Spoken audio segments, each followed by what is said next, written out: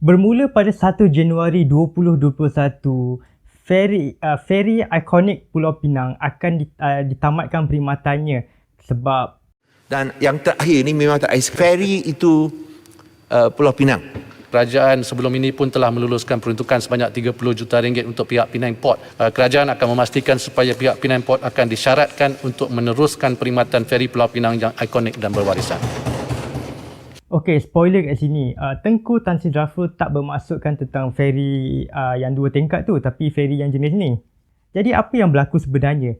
Kenapa penggunaan feri semakin merudum tahun demi tahun, dan apa kejadahnya benda yang berlaku di sebalik segala semua ni? Saya ialah Fahmi dan ini ialah Geo Malaysia.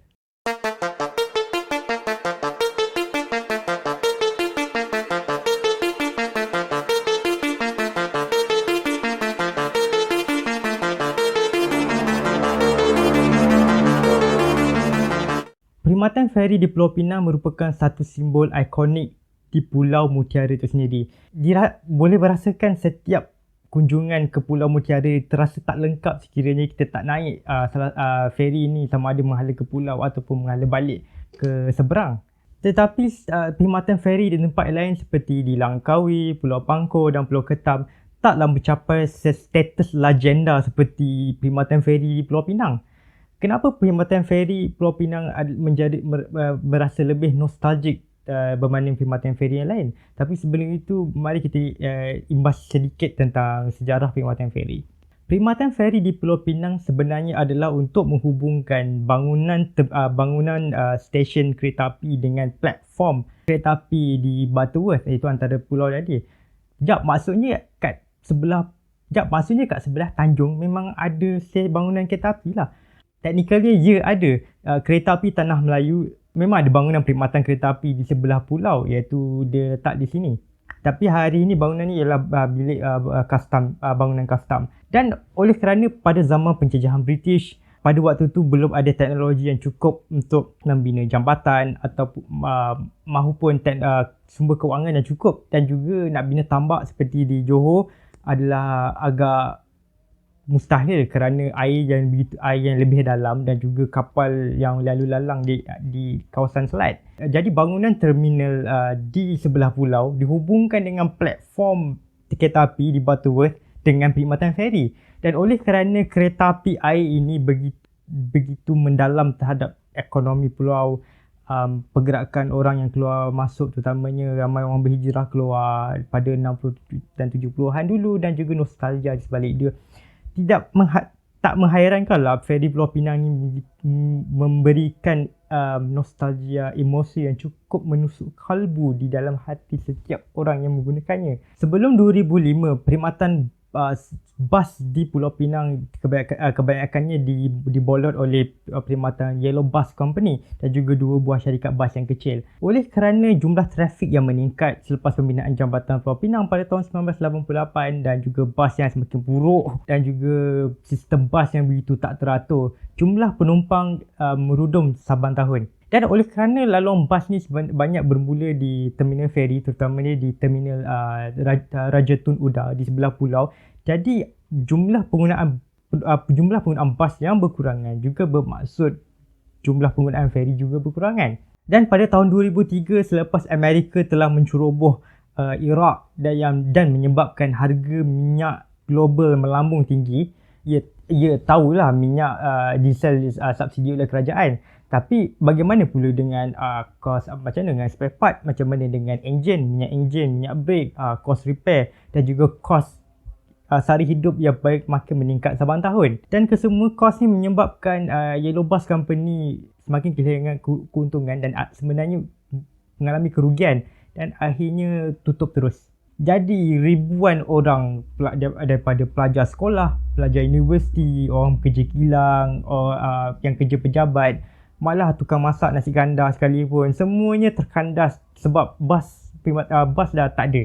Jadi pada tahun 2006, Ketua Menteri Pulau Pinang pada waktu itu, Tan Sri Khaw Sukun, telah meminta bantuan daripada kerajaan pusat, iaitu Putrajaya, untuk menyusun kembali perkhidmatan bas di Pulau Pinang di bawah jenama Rapid. seperti mana macam Rapid KL nak dibawa ke situ. Dan selepas nak kata tragedi ke, dan selepas apa yang berlaku pada Yellow Bus itu, maka jumlah penumpang bas makin berkurangan. Syahadan penggunaan feri juga berkurangan serentak sebab orang dah mula beli kereta dan motor. Lagi senang nak bergerak ke sana sini.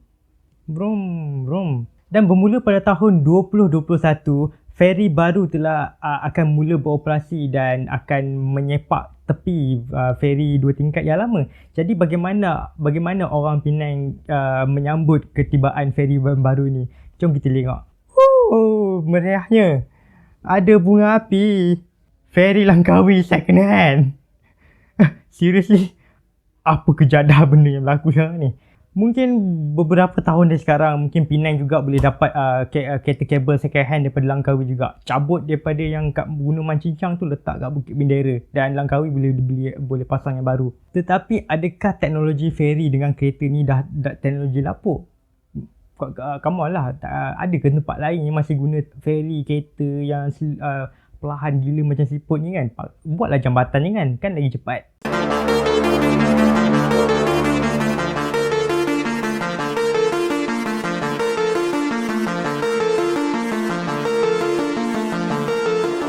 Sebenarnya teknologi feri dengan kenderaan ni bukanlah teknologi yang futuristik macam kereta terbang. Sebab ada beberapa buah negara yang masih menggunakan perkhidmatan feri walaupun ada jambatan, termasuk negara-negara maju.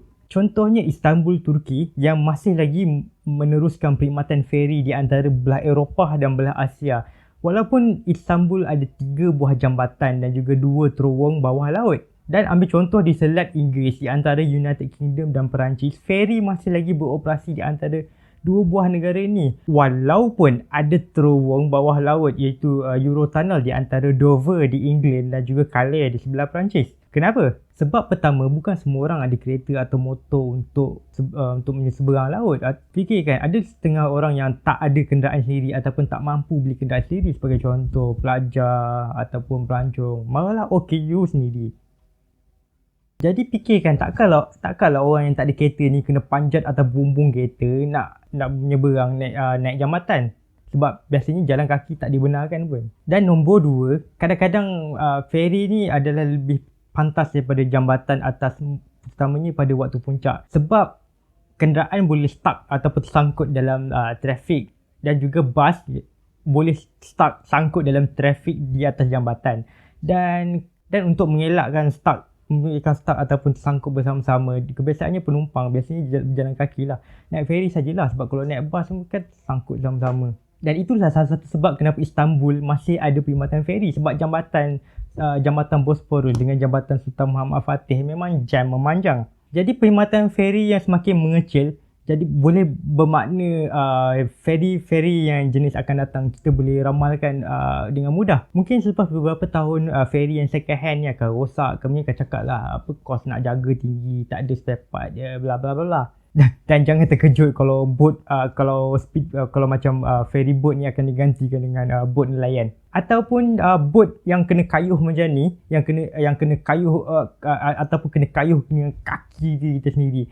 Dan kalau anda rasa bertuah, mungkin ada seorang kat sebelah perangai macam celaka, malah nak kayuh. Jadi kita yang kena kayuh satu-satu nak pergi ke seberang. Jadi semoga berjaya lah untuk bakar semua kalori selepas makan semua nasi kandak sebelah pulau sana. Pengangkutan awam dilihat tidak menjadi sesuatu yang agak penting di dalam pentadbiran negara. Terutamanya perkhidmatan pengangkutan awam di dalam bandar, contohnya maksudnya bas bergerak ataupun malah basikal dan berjalan kaki di seluruh negara.